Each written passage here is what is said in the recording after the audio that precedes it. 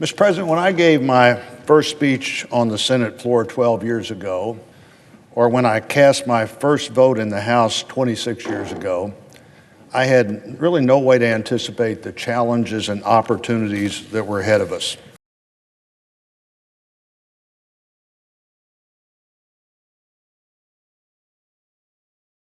He has worked so hard to increase the funding for Alzheimer's disease in a way that will make a real difference to future generations. That particular line within the larger budget, Alzheimer's funding is up more than 500% in 7 years. That's a pretty extraordinary achievement. When he says, this is something I want to do, let's move forward on it, he then persists and persists and persists. One of the things I've most enjoyed working on with him is funding for medical research, particularly cancer research, particularly through the NIH. Roy understands what it's like to have cancer, what the impact is on families. And when they got married, I immediately asked Abby to join me on the board. And we have spent countless hours with families who have children that have cancer. And we understand the fear, the pain, the agony of being away from your community of support and giving them a community of support. This is showing you what it means to be somebody who really cares about the mission, not just to put in the time as far as your official duties, but to dedicate other parts of your time to supporting something like the Children's Inn.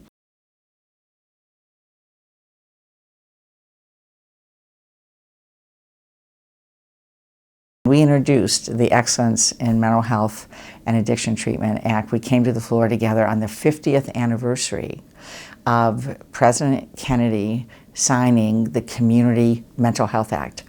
It was the last bill he ever signed.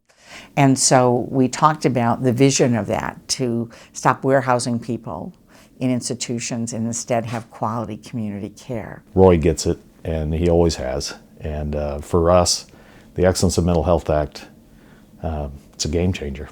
I've had the chance to talk with people in Missouri who've had wonderful stories, powerful stories about how they were amazed that they could walk into a clinic and immediately be seen and get the help that they needed, or get their child the help that they needed immediately, which was, they weren't able to do that in the past. Senator Blunt's gotten us the resources at the federal level to make sure that we have enough funding really to integrate services for our patients, because the patients who come to us, they have extraordinary needs. They have medical needs, they have dental needs, they have mental health needs, substance use needs, what have you.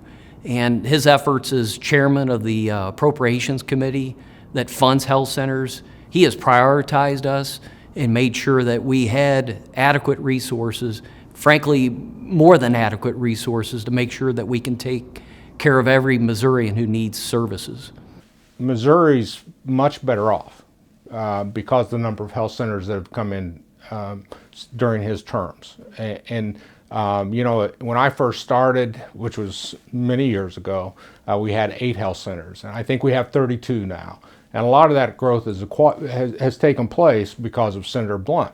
I would also say that he led the nation to a large extent with the development of community health centers.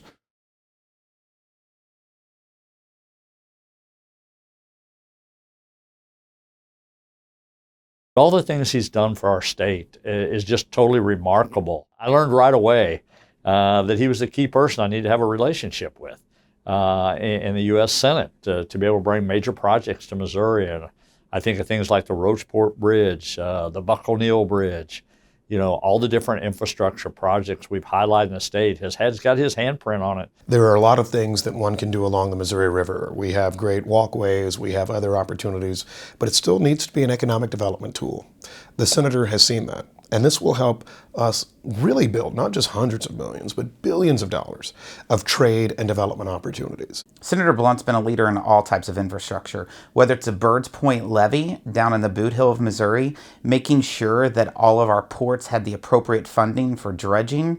He was the best ally. It's one thing to be able to get it done in the House and work through the House. But then, when you can call Senator Blunt on the Senate side, which is the biggest obstacle, is moving something like that through the Senate and being very parochial for your state. Roy gets it done, and without Roy, it just simply wouldn't have happened. Senator Blunt saying, once you find one thing you agree on, it's easier to find another and another. It rings true when it comes to partnering together to deliver significant federal investments for infrastructure in St. Louis, where I represent.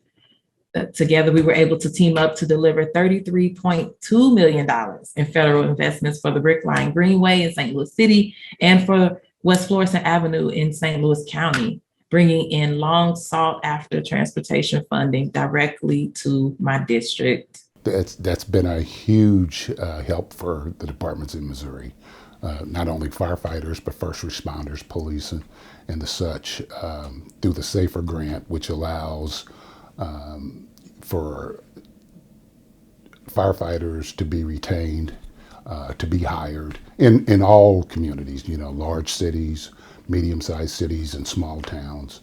And it's also allowed for us to be able to get equipment and protective gear, those kinds of things that especially some of the smaller communities are challenged to appropriate. When we bring roughly 100 Farm Bureau members to Washington, D.C., oftentimes we look for opportunities to partner with other state farm bureaus so that we can have joint sessions. Time and time again, other states ask for, can you bring Senator Blunt to meet with our entire group? Because they know he is a mover and shaker, a policy maker and influencer here in Washington, D.C. I tell you, that's always a source of pride for us when we know that other state farm bureaus want to hear from our Senator Roy Blunt. He understands the advantages to Missouri to having, of course, great farm assets, great farm real estate, ability to grow a lot of different crops from the Boot Hill clear to the northern part of the state, but also our location where we're located on major rivers, 2 major rivers, where lots of interstates go through Missouri. We have the ability to be, I think, a real force in the future. He understood the importance of broadband, high-speed internet, to all parts of Missouri, and the reason he understood that is because, again, on the farm, just because you have a farm zip code, a rural zip code, doesn't mean that you should be cut off from the rest of the country.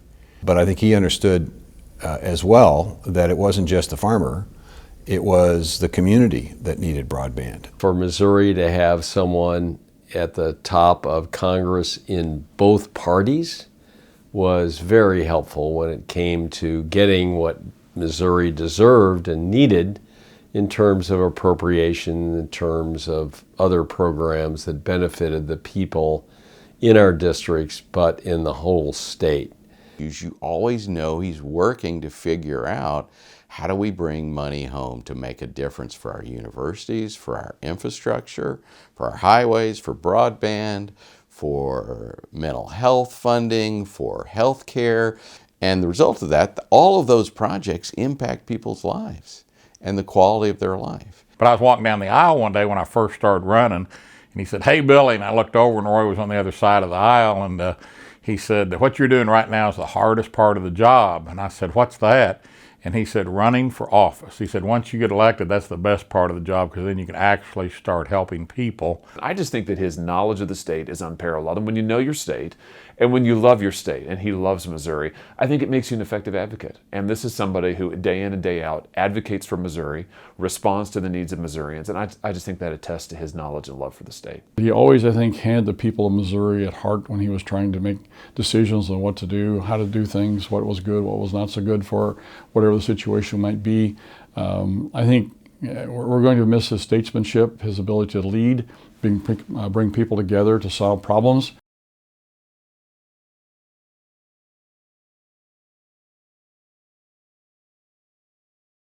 One of our shared priorities was always, how do you provide more opportunities to families and to kids that really haven't had much?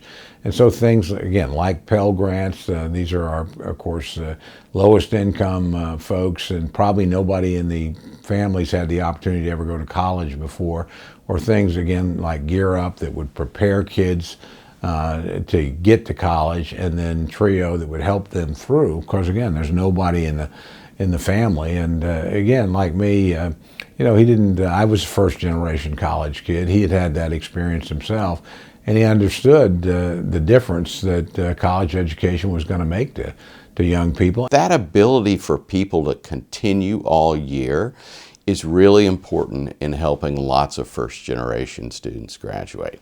And of course, he's been tremendously supportive of increasing the amount of Pell, making sure it's keeping up with inflation and paying you know, the bulk of tuition. He provided for me a lot of good advice about how to lead the university and shared with me the important work that we do as a University of Missouri system that benefits the lives of Missourians all throughout the state.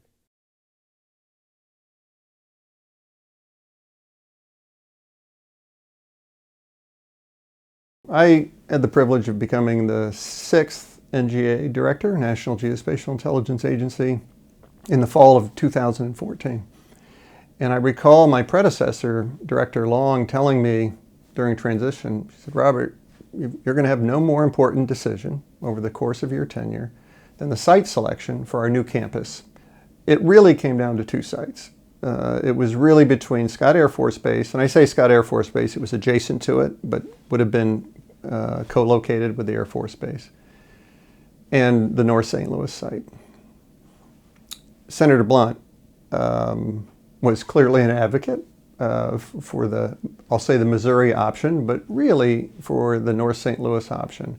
Through a series of conversations with the senator and others, I was able to put my mindset into the future, look at the development that was happening along Washington Avenue, at Cortex, at the major universities and research institutions.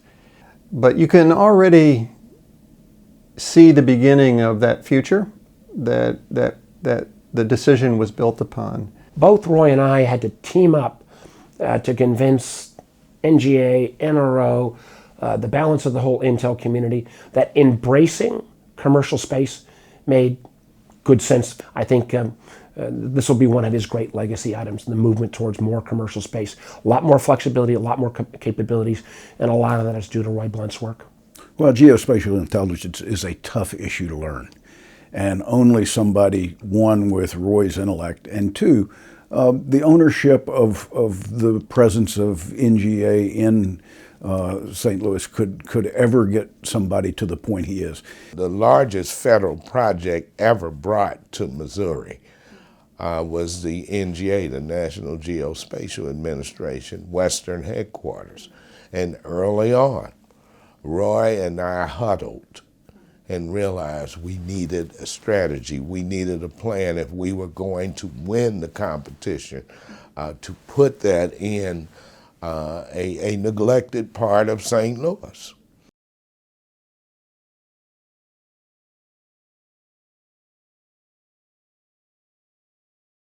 When you step back and look at the committee, one, we have jurisdictions over elections, but two, we have jurisdiction over the Smithsonian, over this building, and you have to have a sense of history because you have to believe in your heart that this is about our democracy. No matter where you are politically, to head up the Rules Committee, you got to have that sense of history. Then that day came, and it was this beautiful blue sky, and somehow, even though it was 42 degrees, there were snowflakes coming down, which I personally enjoy because everywhere I go, it snows.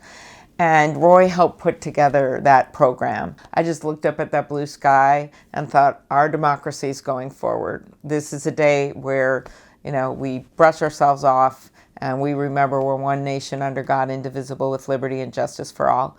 When I chaired the inauguration 4 years ago, I shared President Reagan's 1981 description of this event as commonplace and miraculous. Commonplace because we've done it every 4 years since 1789. Miraculous because we've done it every 4 years since 1789.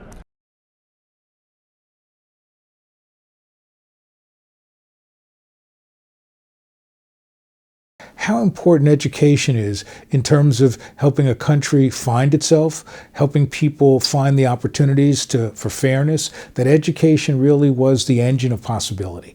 And so I think we both shared that. And what I came away with was his understanding that also meant the Smithsonian had an educational role, that it wasn't just sort of K through 12 or universities, but the Smithsonian really was an opportunity for people to have lifelong learning. You know, I've learned an awful lot from Senator Blunt. He does give us history all the time, but it's very sad for those of us in Congress. There are fewer and fewer Roy Blunts in the United States Senate that come to the Senate willing to listen and willing to compromise to get things done. One of the things that attracts me to Roy Blunt is his knowledge of history, and I know we can have a back and forth where I will learn something from him, presumably he'll learn something from me, and that helps you work together better. It makes things, when there is anger or disagreement, passionate disagreement, which can be angry sometimes, it helps you get in the right place when you have that sort of historical depth and knowledge, and I think it absolutely makes you a better legislator. So much of what we do here, there's a lot of precedent based, on how we do things, and nobody did a better job of knowing that and explaining it. So, and the nice thing is that through his work here, he has actually produced some of that, which will go on forever.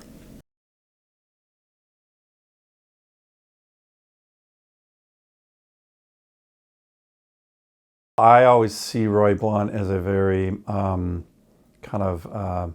measured force, meaning he understands where people are coming from, and he is always someone who's trying to bring our conference together, and usually does it in a way that is respectful but makes progress, right? And that's not easy. We've worked together in the leadership now for, probably 10 years, and it's really good to have him on the team. I mean, when you talk about a mature, experienced, respected voice in the conference, but also at home in Missouri and for the entire country, I mean, that's Roy. You can put all together all the different, smart and tough and tested, all of those things, trusted. He's somebody that when he speaks, he knows what he's talking about. He can put things in the kind of phrases that people at home understand and the senators understand. He didn't run for office and hasn't kept running for office merely to be somebody. Instead, every day it's more about doing something, doing important things. And Roy understands the process. Sometimes it takes years to do important things, but it was always about doing things. It wasn't about him or trying to be regarded as a consequential person in the 24-hour news cycles. And I like that understated, dare I call it Midwestern style. I always think there are two kinds of people in politics, those that want to make a point and those that want to make a difference. And Roy is clearly in the difference maker group. He made himself an expert on a number of extremely important things. For example, he's our go-to person on healthcare. When we went into the pandemic, he typically knew more about the subject than anyone else. And as I said earlier, when he had something to say, everybody listened because they knew it was worth listening to and learning. I like to say that Roy is a natural legislator. Some people just spring to this earth as natural athletes or actors or whatever. Roy Blunt was designed to be a legislator, and he's one of the best I've ever served with. He is truthful, he's honorable, and those are the traits, along with his amazing work ethic, that I think have made him a person that all of us that have worked with him and have gotten to know him continuously go to for help, for advice, because again, there is nobody more solid. What we do here is more important than who we are. Thanks for letting me do part of it with you. And Mr. President, I yield the floor.